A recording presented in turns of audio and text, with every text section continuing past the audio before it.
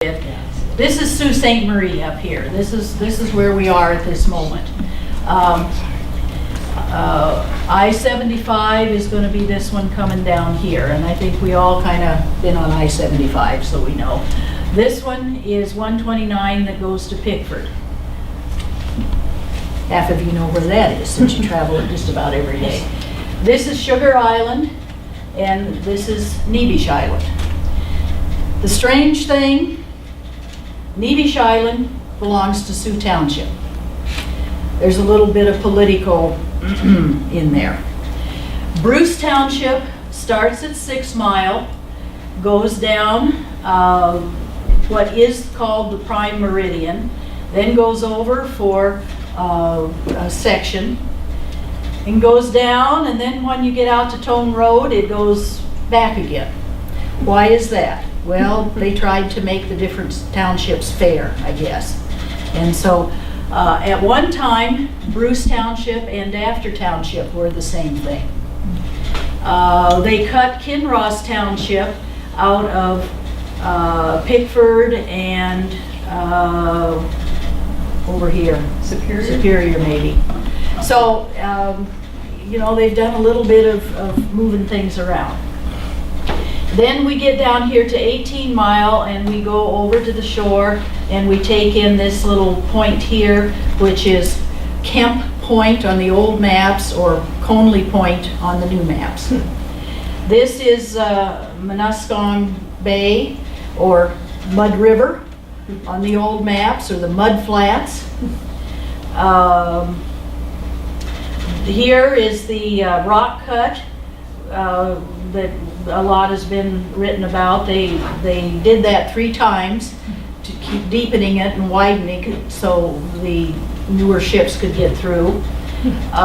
This is Hay Lake, and we've got shoreline. It's all Bruce Township all along here. Oh, what a good deal, except most of it's swamp.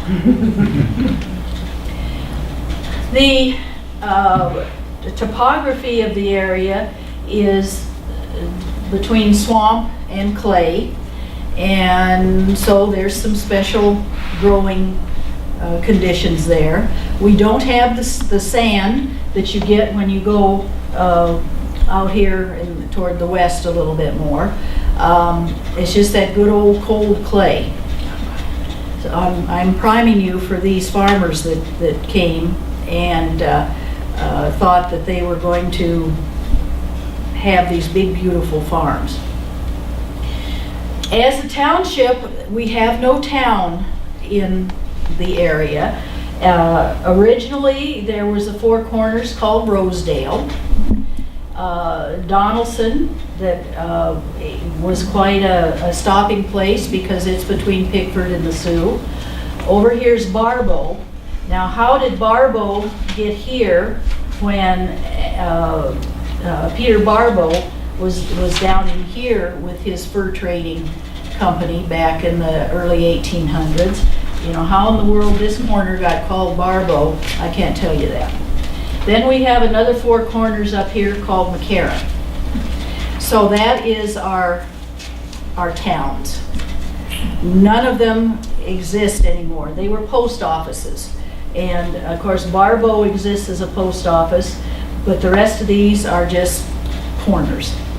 So we can't build our story around towns as you can in Pickford or Rudyard. There weren't any. The first settlers came from Detour, whether they came up Neebish this way or whether they came up. It's my understanding that at one time you could almost wade across the river. Now, when you see the channel now that's 28 feet and rocks on both sides, but we've got several stories that say, oh yeah, it was just a rapids, and you know, if you watch what you were doing, you could wade across. So this is 12 Mile. This is the Charlotte, or the entrance to the Charlotte River. And this was one of the places where they came from Detour with their raft and their worldly possessions and the milk cow or the ox, and got to this point and went up the river about half a mile, and that was the extent of that journey. And then you offloaded and beat your way through the wilderness. Again, no roads, no real paths, because really there hadn't been anybody there before. Another place that they came, and again you've heard about it, is Sterlingville. And this issue of the Gen Talk has a nice article on Sterlingville. And again, it was the same thing. They came up the raft, or there was a paddle wheeler that would take you about half a mile, Carol, up the river or so. No, it's a couple miles. Couple miles, okay. Maybe 3 or 4. And then you would offload your goods and head out for wherever you were heading out to. Shunk Road, which is this one, the earliest, well, that's hard to say too, but there was a settlement of farms in this area, and so Shunk Road was the main route to town. 129 on the old maps, from here down to here, is called McKnight Road. We think there was a McKnight farm. We haven't found for sure, but the McKnights were in the Sioux, and they cut wood for the steamships. So what we think is that they used this trail to come out and get the logs to take back into the Sioux. That may or may not have happened. The reason the road, this is the meridian, which means it's a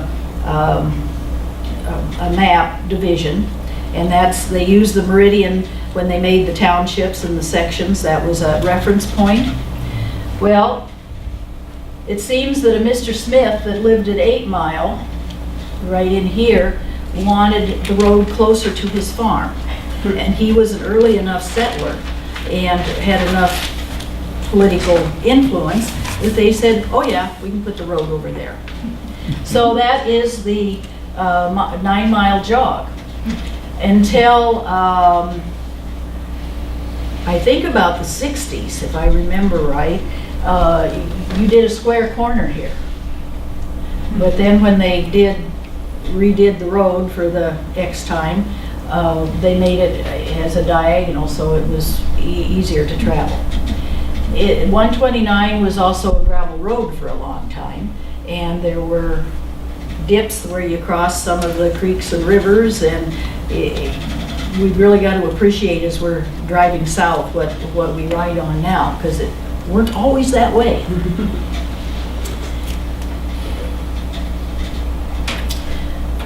Okay, now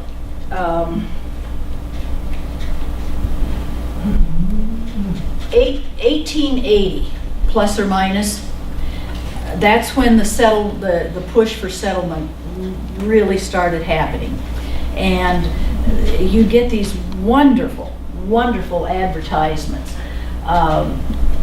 where, the section will be determined, no doubt, by the cooperative returns from this and other products. It is more than likely that the settlement of the rich agricultural lands between the Great Lakes, sure to be rapid now that they are placed upon the market, will result in the establishment of important milling centers, a strong home demand for wheat.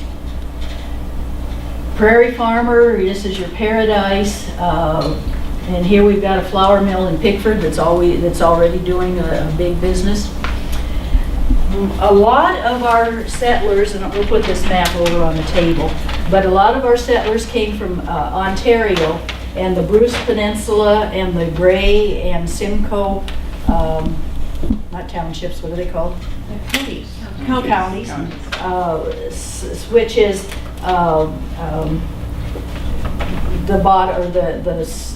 northern half of the southern half of Ontario. So point being is that was wonderful growing land, much warmer climates. The winters weren't quite so severe.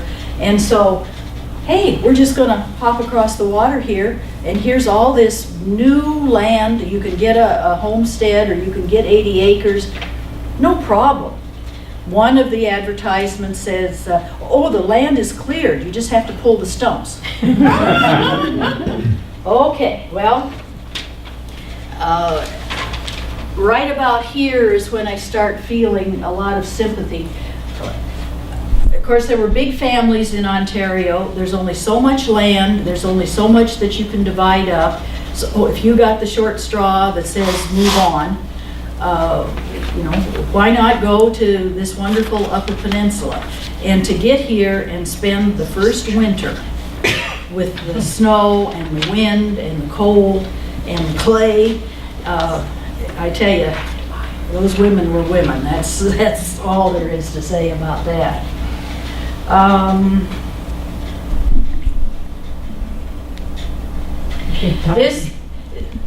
This is a portion of a map of the township.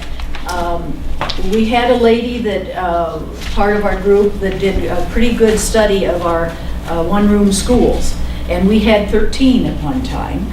And included in her work, she went through and put the original Homesteader and the year that they got their papers. Well, you're looking at this, and a lot of it is 1878. There's an 1876. Then you come across this Francis Palms, 1871. Oh, there's another Francis Palms. Oh, by golly, look up here. There's Francis Palms again. Well, a little bit of research, and you find that he was a land speculator. And he did quite well. And he was over in Marquette County. I mean, he did the Upper Peninsula quite well. Bought property, lumber, timbered things, and then offered the land for sale. So you're having to pay $1 or $2 per acre for a lot of your property. There were people who homesteaded, but a great part of our land was purchased. Also, there was railroad land, and that's where the federal government granted certain railroads property rights, and then the railroad could sell the land to raise money to advance the rails. So if you look at the map, you will see a lot of railroad property too. Now, that isn't to say that there aren't people that homesteaded and you know, did things the hard way. And this is just a portion. Here's this 9-mile road that at one time, here's Rosedale, 1877, 1874. James Agar, we just found an obit on him. What are some other names? Well, as we have progressed in our studies here, we start recognizing some of these names, and we also understand that, you know, maybe, oh, here's John Bayliss down here. He's over by the river, 12 Mile, and that's the father of our Bayliss Library, Bayliss. And a lot of times, maybe they'd start on one property, and they'd, for some reason, it wasn't agreeable, and they'd trade or they'd move to another location. So, but these are the very first people on those in those sections.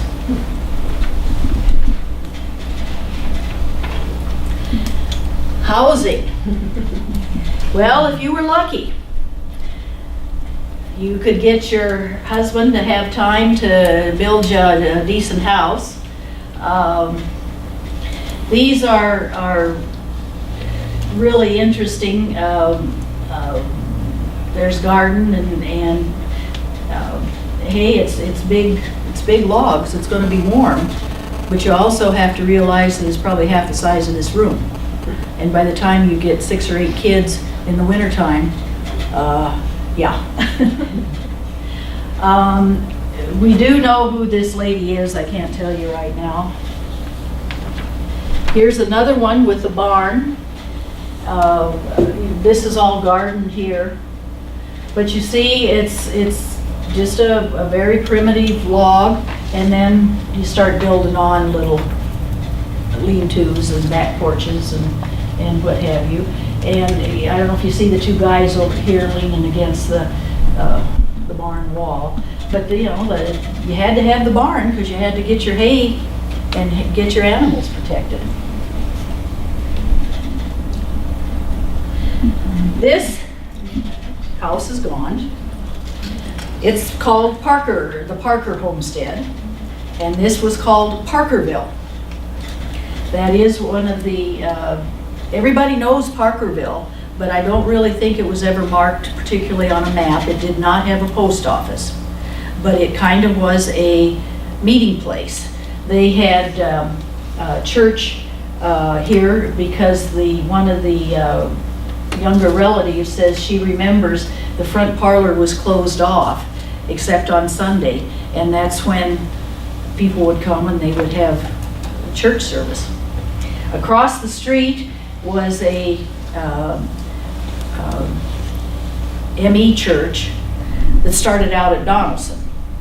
That's another whole story that we're just starting to unravel.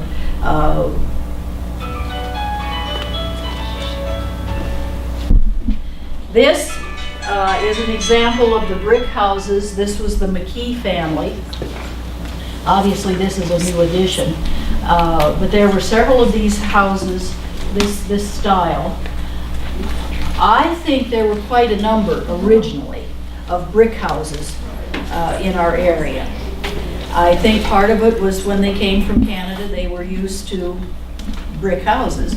And this also tells me that they had to have a little bit of money when they first came. Rudyard was a center for making brick, and so a lot of the places had used Rudyard brick. I think there was a place in the Sioux. In fact, Ashman Hill, right up here, as you start to go up the hill, that was a brickyard at one time. The house that I lived in on 14 Mile is cement brick. And the older children in the family spent a whole summer making brick so that they could build the house.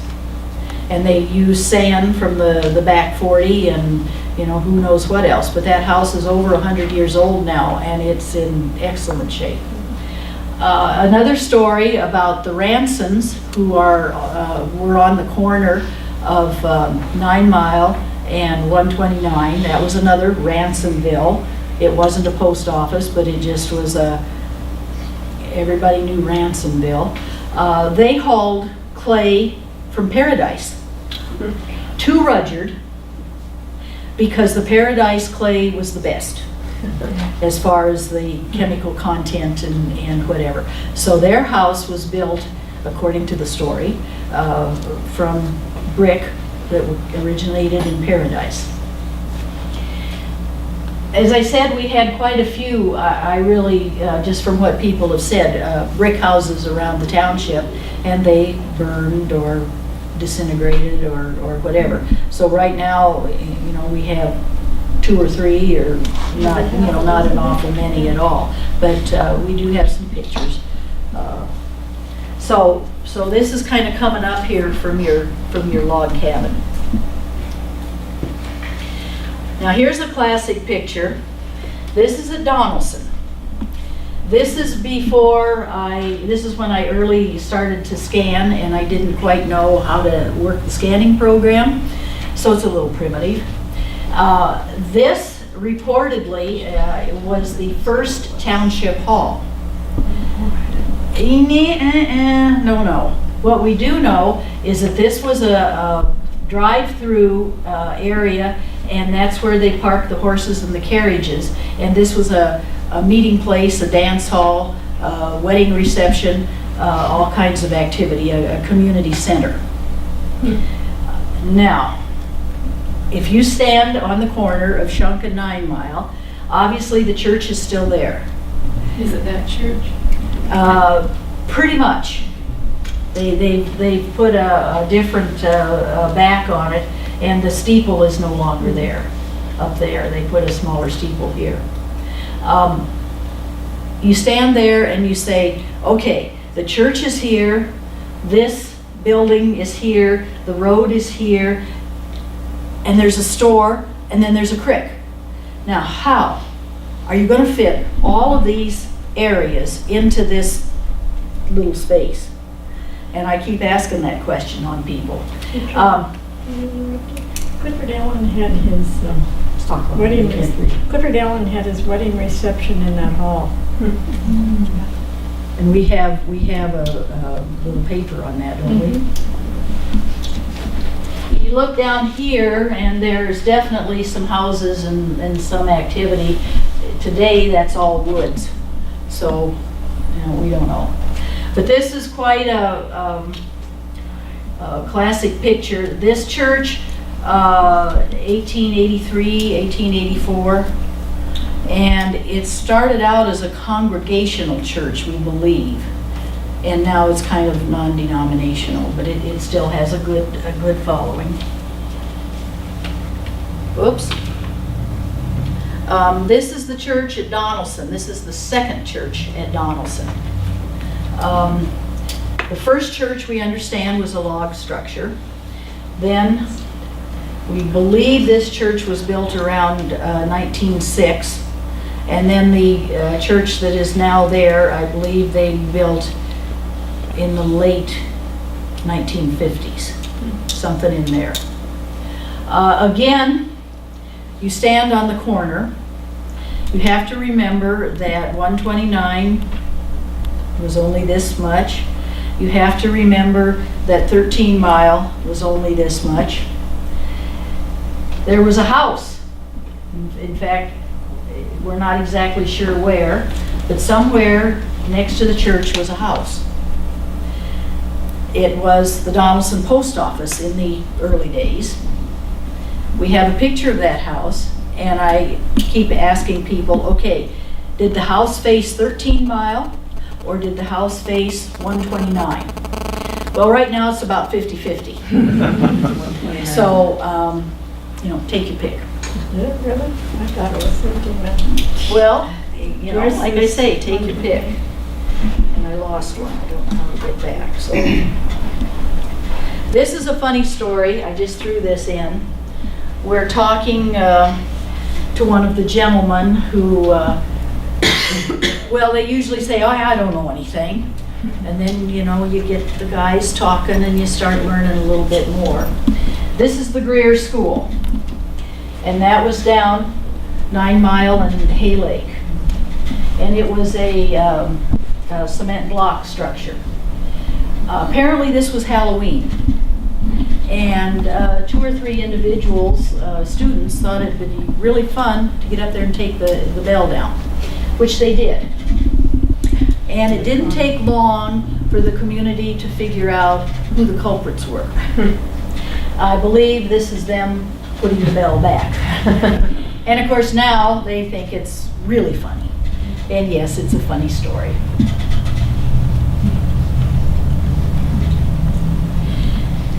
First, this was the Blacksmith. Just north of 12 Mile, you go down to the Charlotte River and then you go back up again. His blacksmith shop, this is Alonzo Williams, his blacksmith shop was on the west side of the road. Very popular place. Apparently he did good work and he was much needed for straightening out all the ironworks. And I was talking to one of the owners of that place, and he says, oh, well, maybe that's why every time I'm out in the yard I'm digging up pieces of iron. Oh, okay, that just might be. This is the Rosedale store. Now I want you to look at this. From this picture, don't you kind of get the idea it's up on a hill? And I always thought, gee, now the branch of the Charlotte is directly behind here. You stand on that corner and you say, okay, a house, the road, the building that was the community building that I showed you, and the church. Now, how did all of that fit? Especially when somebody finally said, oh, well, there was a crook in the road at 9 Mile there. Oh, okay, maybe that makes it a little better. This would have been before or right around 1900, I believe. And the lady that shared this picture with us, this was her grandparents. And they originally started at Donelson, the Lyles, David Lyle. And then they moved here to Rosedale. All right, now keep in mind that top picture. Behind there then, that little building was a bar at one time. Well, this is the same building. Only from a different angle. I think the road was here. I think. But again, I've asked 6 different people and I get 7 different answers. Oh yeah, they remember there was a storage shed on the back and the supplies were kept there and the kerosene was there and all this kind of stuff. We have a cute story from Isabel remembering the call went out that the gypsies were coming. So they battened down the hatches and everybody stood guard and the caravan came through and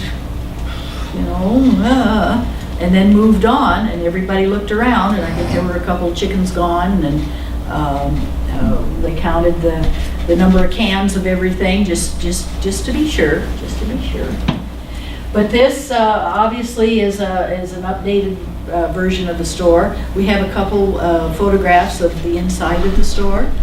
It doesn't quite look like our supermarkets today, but I'm willing to bet everything on the shelf was something that you needed for your homestead.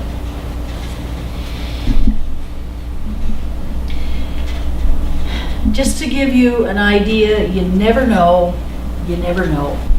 A couple years ago, the Historical Society down at the historic houses had a weekend of old-fashioned activities, and they invited people to come display, and there were spinners, and they built a canoe, and I don't know what all. And this lady had quilts. Oh yeah, well that's nice. Gee, started looking at some of the names on the quilts. I'll be darned. Graham. McKinnon, yeah. And I'm thinking, this is Chester, this might be long down here. And I think this was their birth dates. And oh, where did you get that quilt? Well, it was my husband's grandmother's. Oh, where did she live? Where did they live? 11 Mile. We're not sure where. Well, I've since found out where. But, of course, I'm saying, oh, well, this is the Historical Society. Gee, we could display that, try and, oh, no, this is a family heirloom. That's okay. That's the way it is. But I did get some pictures, and I believe that at one time, there were 2 different, the ladies of the church, various churches, of course, had quilting bees and whatever. And I believe that if you your house burned down, I believe you got a quilt. I also think they did quilts as fundraisers. And this is probably 10 cents, and you get to put your name on the quilt. I don't know for sure, but that's just another one of those stories, and we don't do that anymore. I think it'd be kind of fun to have a session like that. But anyway, okay, we've got tons more pictures, but that's all that I'm going to show right now, because Shirley is going to tell us a little bit about some of the old original families. Do you need a light? Yes. Okay, 1 light switch, please, Ed. Nope, not that one. That one. Good, perfect. never was a speaker, so just ask Joyce. She used to be my boss. Oh, sure, you'll be fine. I guess I kind of got into this, just enjoying it all the time. And I just went through some of the books and picked out a few of the elders that the names kind of ring a bell over the years. This one is the Dyers from McCarran. And shall I read a little part of it? Or? Yeah, just a couple sentences there. Okay. Mr. Dyer was born December 1827 in the city of Toronto. Seems like everybody came from Canada, I guess. The more I keep reading, the more I keep looking, I see all this. He sailed around the coast for a couple of years and then came to the Great Lakes. And let's see, what else have they got? He was captain on one of the ships for a few years, and the only way at the time to get provisions was by a rowboat from the Sault to Charlotte River, as she said. And then a packet on your back, a distance of 1.5 miles to his home. I was one of the earliest settlers, helped to blaze trails and cut the roads in order to get provisions to the homestead. That was one of, at the time of my locating, the surrounding country was nothing but a wilderness. It had to be scary. I don't like the dark, so I you got home, it had to be dark. It seems like everybody had lots of kids, so I guess they didn't have anything else to do. Carolyn, you mentioned, it says Thomas Henderson was the first homesteader in 1877 and the first postmaster in 1883. It was named for the Eastern UP pioneer and fur trader, Peter Barbour. And it's the Barbour Post Office. That's the Barbour Post Office. I just picked a few names here and there. The Cummings were pioneers. Let's see, this elder had been, he was, worked for Edison, and then it says he also did pioneer work at the St. Mary's River Survey. Is there a date on that? Is that? Let's see, when was he born? Some of them will tell you, some of them. Again, most of this, we're talking 1865. he was born. 65, okay. Mhm. Then Mr. Cummings, there was a Tom Cummings. He was a farmer, lock builder, and railroad worker. Let's see. He came to the Sioux in 1889, where he made his home for 10 years. He worked at the Sioux Locks during construction and later was the foreman of the crew which cleared the right-of-way for the Duluth South Shore and Atlantic Railway into the Sioux. He later moved to Barbour to engage farming. He was born in 1842. When they came, there was Locke's employment, but just mostly wintertime, he worked in the woods, and the little woman and all the children kept track of the farm. And then husband came back when logging got too warm for logging and went out to the field and did what he could out in the field. So there's a few stories of women delivering babies by themselves, and some stories about animals in the barnyard and the kids and the mother having to take care of things. So it was an adventuresome life. It's really amazing that we're all here.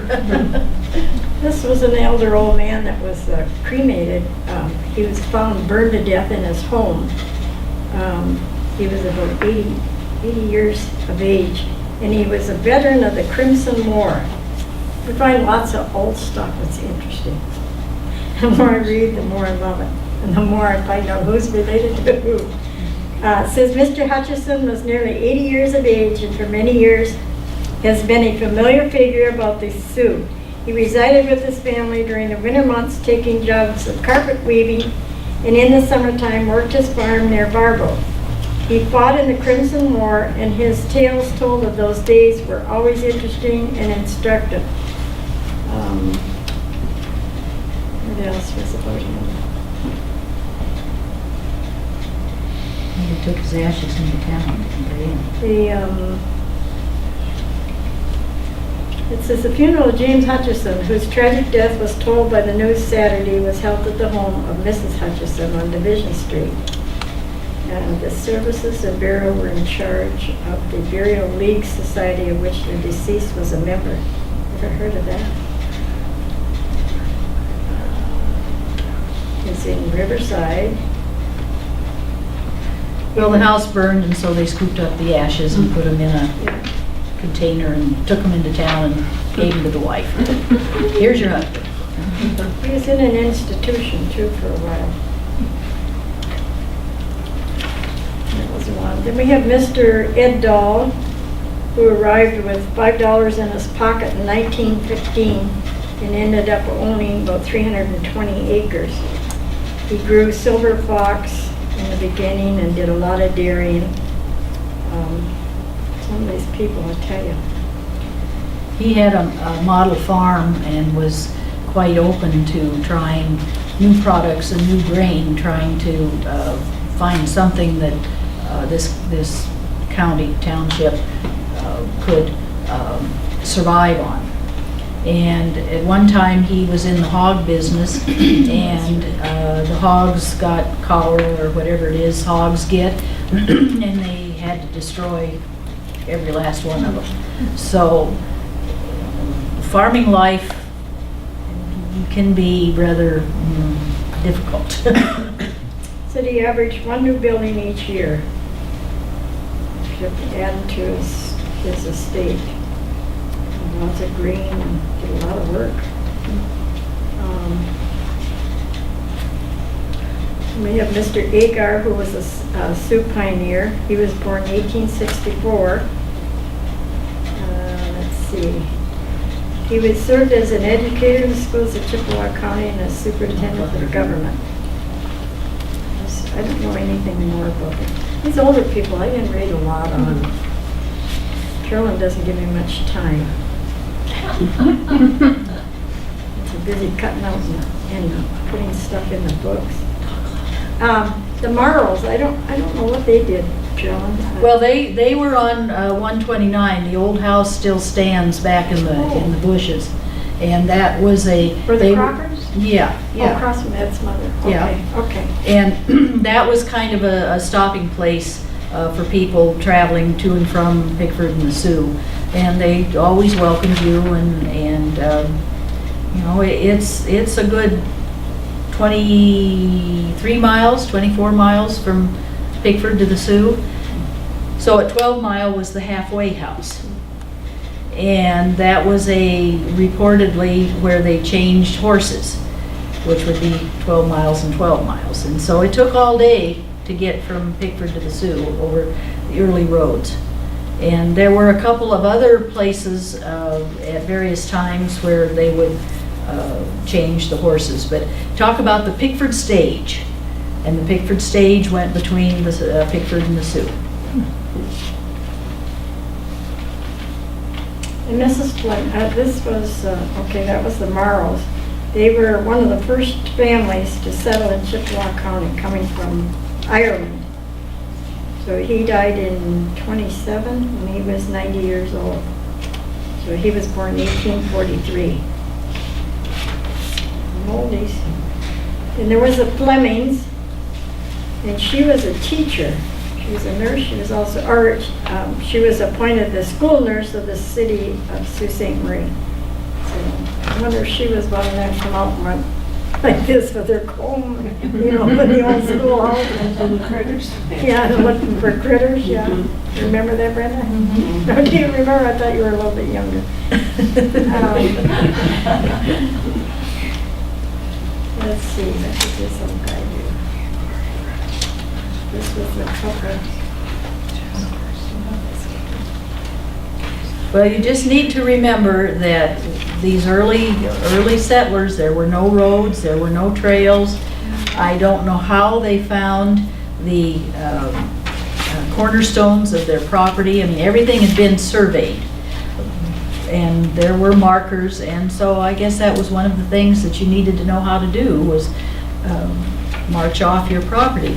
And I think that's why there's a little trouble sometimes with property lines. And there was Mr. Chippewa, who was Native American, and he was one of the earliest mail carriers. And they walked from one place to the other, so they have a long ways to go. Then we had Mr., what's his name, Mr. Day. He was also a mail carrier on foot between the Sioux and St. Ignace. Snowshoes. Yeah, he was about 79 years old and the Sioux's oldest mail runner. Can you imagine?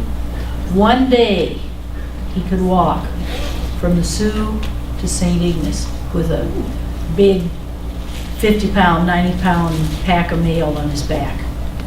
In one day. It said he was a sailor and a mail carrier. From time to time was a prospector along the north shore of Lake Superior and lumberjack, and in Camp Cook. He once was a wheelsman of the MS Mighty Slow Trimp, owned by the Lewis Trimp family. So you That's did, just, so that gives you an idea of, they were old. first of all, the work that was involved coming to a new land and settling, and not believing all the advertisements that you'd read. Perseverance. The township was probably population-wise at its peak around 1890, 95. After that, there was a steady downhill because people were realizing they couldn't make enough money to survive. There were enough changes in everything that it just wouldn't happen. And by 1900, a lot of them had given up their farms and gone into the Sioux or wherever. And certainly the advent of the automobile, it brought more people here, with the roads. However, it also made more wages downstate. And so a lot of people migrated downstate, and we lost population. I think we could go on for another quite a bit. Does anybody have any particular questions that we probably can't answer? Go ahead. You mentioned something about the Morrows and then segued into the halfway house. Were they connected with the halfway house? I don't believe so, but we found several names associated with the halfway house, Yeah, but I don't believe they were. But, the Crawfords then were at their place, at that house. Right, Crawford McKee story. Yeah, Possible splaying. yes. And we're still working on that, aren't we, Sam? Yes, we are. Someday. You had mentioned the Dahl name. Would that be, the spelling of that be like as in Bernard Dahl? Yes, that was Okay. his father. So that, oh, it would have been his father. Uh-huh. This was his, yeah. Oh, okay. And then my second question was, you mentioned Parkersville, and you said that the house that you showed was no longer there. What was the location of that? It was right on the corner of 11 Mile and In 129. 129. I thought I The recognized that. You know the dumb- southeast corner. Yeah, The Dumbeck name. yeah. The old one. Yeah. And I was fortunate enough, I got a picture before they tore the house down. I haven't been so fortunate on some other things. How about the McKee family house? Where was that? Again, that was right there at Parkerville, but there's McKees all over the place.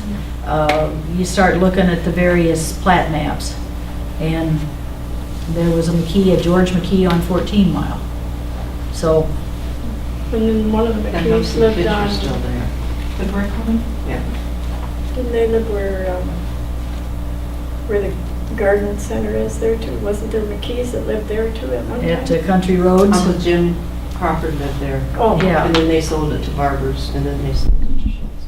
Yeah. Was there an old Indian settlement on the Charlotte River? Do you know anything? Have you heard anything about that? Well, of course, at Charlotte Beach, there's this big controversy. Roberta can probably Right. fill us in a little bit on Okay. that. I meant further in, but maybe that's,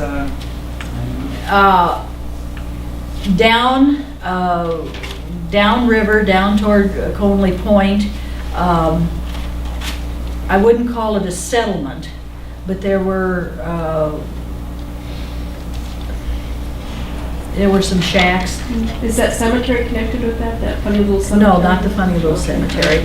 We think there's quite a few unmarked graves, because I think they did smallpox. They sent people there with buried them there in that area with, after they died from smallpox. But we can't substantiate that.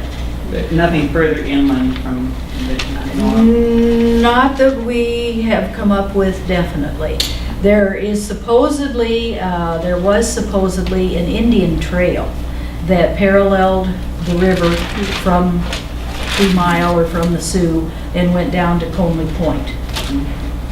I've asked a few people, and a couple of them have said, yeah, I might remember something up there like that.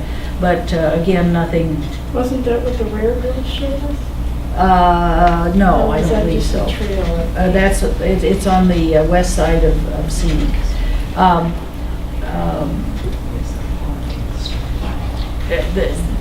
My take is that a lot of the native population, of course, went here when the fishing was good and went here when the berries were good, and, you know,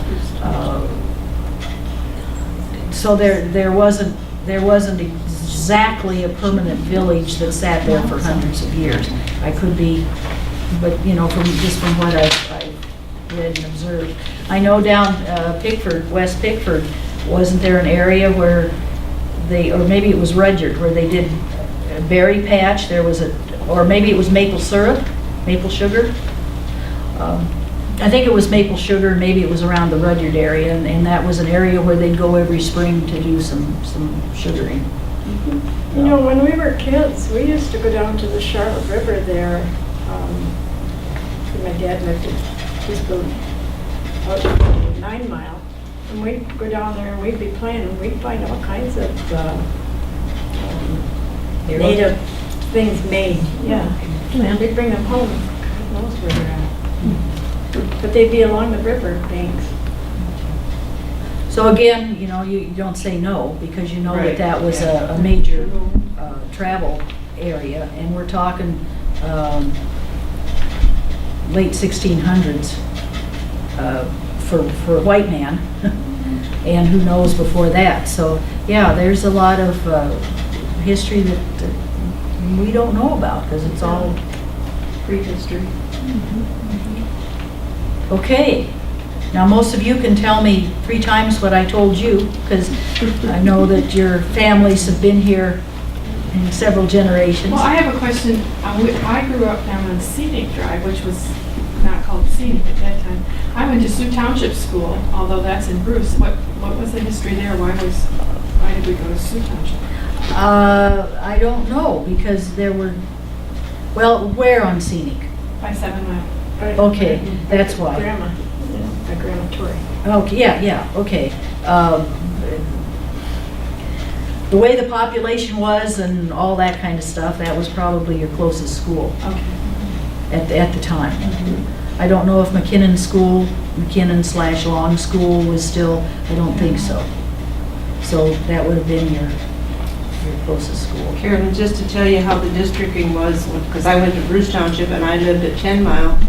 When we went down 6 Mile, those that were on the south side went to Bruce, those that were on the north side went to Sault Township. Mhm.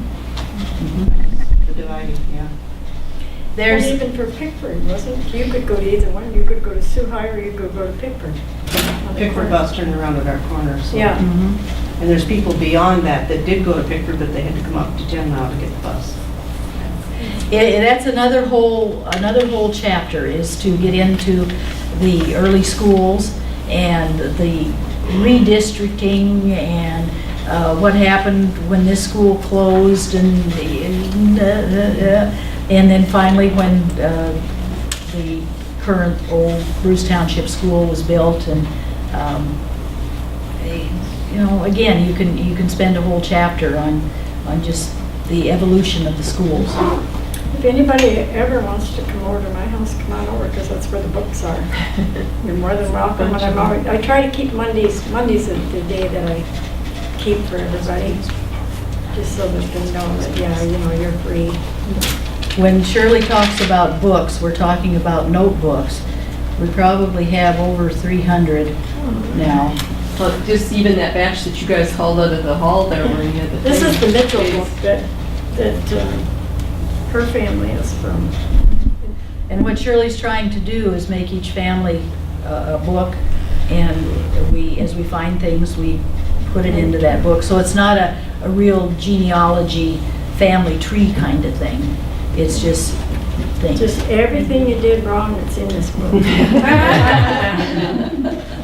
I was lucky enough, this one here was the David Mitchell family. And every year they have had, for years, they've had a reunion at Christmas time, or the first weekend of December. And one of the girls gave me this song. They have always sang this song. So that's special to them. And I have a picture of the Homestead. Oh, you don't, I didn't see that. Yeah, I know that. I just thought about that. And then the Mitchells, the Eagles, I think there were 10 children, so every one I made a slot for each one, and then anything I find, I put it within that family. So I try to get them in order, and so sometimes it's confusing, but our books are growing. I need some help with the Crawford book, by the way. A couple of these girls are on the Crawford bunch. So thank you very much for letting us go on, and you know, again, we'd love to have you come and see and share, and we were more than happy to make copies or whatever you'd like. And they have our address and stuff. They can, Well, they know. yeah, everybody knows us. So. So thank you very much. Thank you.